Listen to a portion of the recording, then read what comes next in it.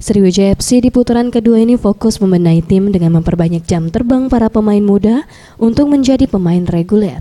Manajer Sriwijaya FC Uco Hidayat mengatakan, dengan mengandalkan pemain muda ditambah pemain lokal yang minim jam terbang akan merubah gaya permainan Sriwijaya FC untuk tampil bertekad memenangkan setiap pertandingan.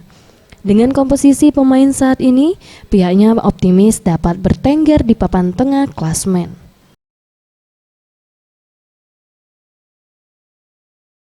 Kepercayaan diri mereka dengan latihan bersama lebih baik lagi. Dan kita ada beberapa pemain-pemain yang baru bergabung dengan adanya latihan yang kontinu yang terus-menerus ini akan membuat mereka lebih solid.